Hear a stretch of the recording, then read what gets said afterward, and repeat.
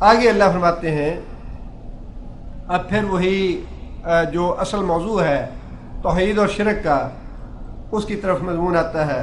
اللہ فرماتے ہیں وَيَعْبُدُونَ مِن دُونِ اللَّهِ وَيَعْبُدُونَ، اور یہ مشرک عبادت کرتے ہیں من دون اللہ، اللہ کے علاوہ، ما لا يضرهم، ان کی جو ان کو تکلیف نہیں پہنچا سکتے، ولا ينفعهم، نہ ان کو نفع دے سکتے۔ بات تو بڑی کھول کے اللہ نے بیان فرما دی، لیکن اللہ تعالیٰ نے آزمائش ضرور رکھی ہے انسان کی عقل اور فہم کی۔ انسان گرجے میں جاتا ہے، وہاں جا کے وہ شرک کرتا ہے، لیکن کہتا ہے کہ جی مجھے بڑا سکون آتا ہے گرجے میں جا کے۔ انسان علی حجویری کے مزار پہ جا کے کھڑا ہوتا ہے، نظر نیاز دیتا ہے، چڑھاوا چڑھاتا ہے، وہاں جا کے نماز پڑھتا ہے، دعائیں مانگتا ہے، وسیلہ بناتا ہے، مشکل کشا سمجھتا ہے، حاجت روا سمجھتا ہے، اور کہتا ہے جی مجھے وہاں بڑا سکون ملتا ہے۔ ایک آدمی ہندو ہے، وہ اپنی طرح سے عبادت کرتا ہے، سکھ اپنی طرح سے عبادت کرتے ہیں،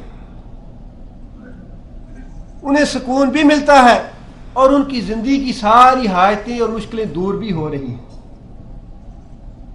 جو کسی مزار پہ اور قبر پہ جا کے مانگتا ہے، اللہ دیتا اس کو بھی ہے، اور وہ اپنے اس عقیدے میں اور بھی پکا ہو جاتا ہے کہ میں قبر سے لے کے آیا ہوں، میں حضرت صاحب سے لے کے آیا ہوں۔ جو عیسائی ہے، جو گرجے میں جاتا ہے، وہ اپنے عقیدے میں اور بھی پکا ہو جاتا ہے کہ عیسیٰ جو ہے وہ مصلوب ہے، ہمارے گناہوں کا کفارہ بن گئے ہیں، اور ہم جو مانگتے ہیں عیسیٰ ہمیں دیتے ہیں۔ اللہ تعالیٰ کسی کی نعمت نہ نعمت روکتے ہیں، اور نہ ہی ہمیشہ کسی کی مصیبتیں اور آزمائشوں میں ڈالتے ہیں کسی کو۔ آزمائش آتی ہے چلی جاتی ہے، تکلیف آتی ہے چلی جاتی ہے، بیماری آتی ہے چلی جاتی ہے، مشکل میں انسان پڑتا ہے، مشکل سے نکل بھی جاتا ہے۔ جو قبر پہ جاتا ہے وہ سمجھتا ہے اس قبر والے نے مجھے دیا ہے۔ جس کی عقیدت کسی زندہ پیر سے ہو گئی، اس کے پاس جاتا ہے، چڑھاوے چڑھاتا ہے، اس کا عقیدہ اور بھی پکا ہو جاتا ہے کہ میرے حضرت صاحب بڑے کرنے والے ہیں، تقدیریں بدلنے والے ہیں۔ لیکن سوال یہ باقی رہ جاتا ہے کہ پھر انسان یہ فیصلہ کیسے کرے کہ دیتا کون ہے، مشکل کشا کون ہے، حاجت روا کون ہے؟ جس عقیدے پہ جمع ہوا ہے وہ اتنا جمع ہوا ہے، اتنا جمع ہوا ہے کہ اس سے سوال ہی پیدا نہیں ہوتا پیچھے ہٹ جائے۔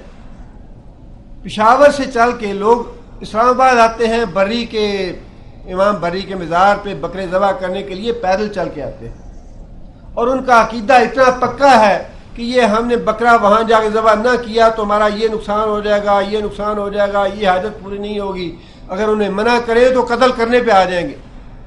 اتنا پکا عقیدہ ہے ان کا۔ اب ملتا تو انہیں بھی ہے، فیصلہ کرنا جو ہے وہ اللہ اور اللہ کے رسول کا کام ہے۔ جس کا ایمان ہے کہ یہ قرآن ٹھیک ہے، سچا ہے، قرآن اللہ کی کتاب ہے، جب وہ یہ پڑھے گا کہ اللہ یہ فرماتا ہے لا یضرہم ولا ینفعہم، تو اس کو پھر پکا ایمان ہونا چاہیے کہ اللہ کے بغیر کوئی نہ نفع دیتا ہے نہ نقصان دیتا ہے۔ فیصلہ جو ہے وہ اس کتاب کے ذریعے ہوگا، فیصلہ اللہ کے رسول کی سنت سے ہوگا، اور اللہ کے رسول کے طرز عمل سے ہوگا، طریقے سے ہوگا، یا اللہ کے رسول کی حدیث سے ہوگا کہ باطل کون سی چیز ہے، حق کون سی چیز ہے۔ یہ دنیاوی معاملات جو ہیں یہ باطل اور حق میں فرق کرنے والے نہیں ہیں، اس سے کبھی اس دھوکے میں نہ پڑے۔ حضرت صاحب ہیں، نظریں نیازیں لیتے ہیں، لیکن چہرہ بڑا روشن ہے، چاند کی طرح روشن ہے ان کا، بڑے تر و تازہ رہتے ہیں، بڑے پرسکون ہیں، ماشاءاللہ ماشاءاللہ، دیکھ کے انہیں یاد آ جاتا ہے، صحابہ یاد آ جاتے ہیں۔ بھئی جب بکرے حرام کے کھانے ہیں تو چہرہ تر و تازہ کیوں نہ ہو؟ جب لاکھوں لوگوں سے لوٹنے ہیں اور مشقتیں کوڑی کی نہیں کرنی، مزدوری ہاتھ سے کرنی نہیں، حرام کھانا ہے، تو چہرے پہ نور کیوں نہیں آئے گا؟ یہ دنیا کے معاملات جو ہیں یہ حق اور باطل کا فیصلہ کرنے والے نہیں ہیں. عین ممکن ہے ایک نیک آدمی متقی آدمی اس پہ کوئی غلط الزام لگ جائے, غلط الزام کی سزا پا کے اس دنیا سے چلا جائے. عین ممکن ہے کہ ایک بدماش آدمی ایک ڈاکو آدمی صدارت کی کرسی پہ بیٹھ جائے, لیکن وہ حق اور باطل کا فرق نہیں ہے. یہ دنیا اس فرق کے لیے نہیں ہے, یہ فیصلہ کرنے کے لیے دنیا نہیں. دنیا میں اگر کوئی فیصلہ کرنا چاہتا ہے تو اس فیصلے کے لیے یہ کتاب ہے, یا پھر قیامت کے دن اللہ فیصلہ کر دیں گے.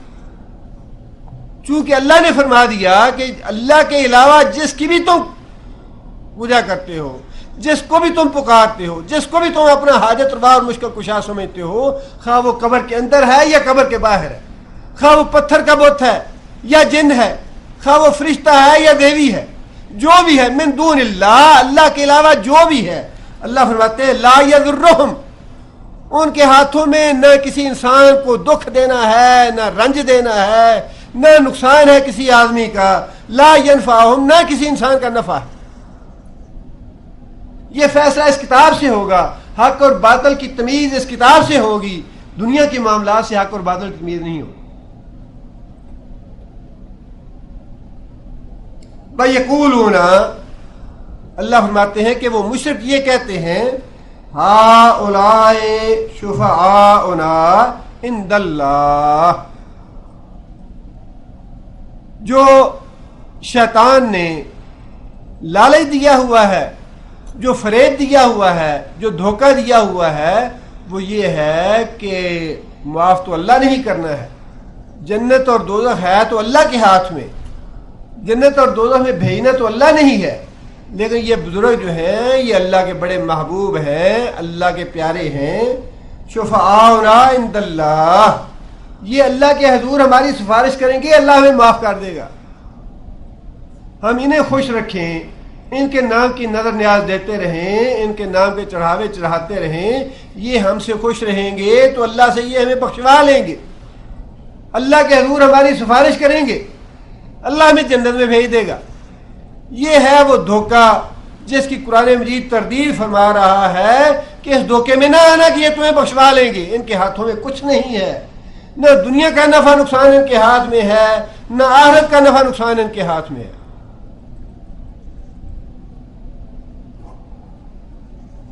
آگے اللہ نے فرمایا, اللہ تعالیٰ نے اس عقیدے کی تردید فرمائی ہے اور بڑے ہی ٹھوس اور بڑے ہی پکے انداز میں فرمائی ہے, جس میں کسی قسم کا کوئی ابہام یا الجھن نہیں ہے.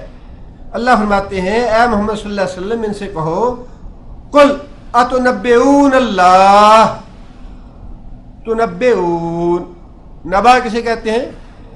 خبر دینا. تنبئون, تم خبر دیتے ہو اللہ کو. اتنبئون, کیا تم خبر دیتے ہو اللہ کو, بما, ساتھ اس چیز کے, لا یعلم, کون سا فعل ہے؟ مضارع منفی. لا یعلم, وہ نہیں جانتا, فی السماوات, آسمانوں میں, ولا فی الارض, نہ زمین میں. تم اللہ کو ایسی بات بتانا چاہتے ہو, تم اللہ کو ایسی بات بتانا چاہتے ہو جس کا علم زمین و آسمان میں اللہ کو نہیں ہے. جس چیز کا وجود نہ زمین میں ہے نہ آسمان میں ہے, اس کا کیا مطلب ہوا؟ جس چیز کا وجود زمین میں بھی نہیں, جس چیز کا وجود آسمانوں میں بھی نہیں, اس کا مطلب یہ ہے کہ وہ بالکل باطل چیز ہے, اس بات کا کوئی سر پیر ہی نہیں ہے, اس بات کا کوئی وجود ہی نہیں ہے.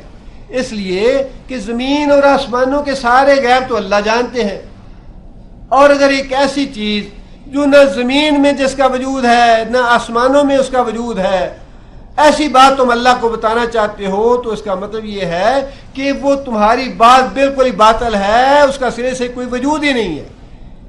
اگر ایسی چیز جس کا وجود زمین میں یا آسمان میں ہے, اس کا تو علم اللہ کو ہوگا, لیکن تم ایک ایسی چیز اللہ کو بتا رہے ہو جس کا وجود نہ زمین میں ہے نہ آسمان میں ہے. کتنی واضح بات اللہ نے فرمائی کہ ان بزرگوں سے یا خواہ زندہ ہیں یا مردہ ہیں, جنہیں تم اللہ کے علاوہ پکارتے ہو، ان سے نفع نقصان کی امید جو ہے وہ اتنی باطل ہے، اتنی غلط ہے، اتنی جھوٹی ہے، اس کا وجود نہ زمین میں ہے نہ آسمان میں ہے۔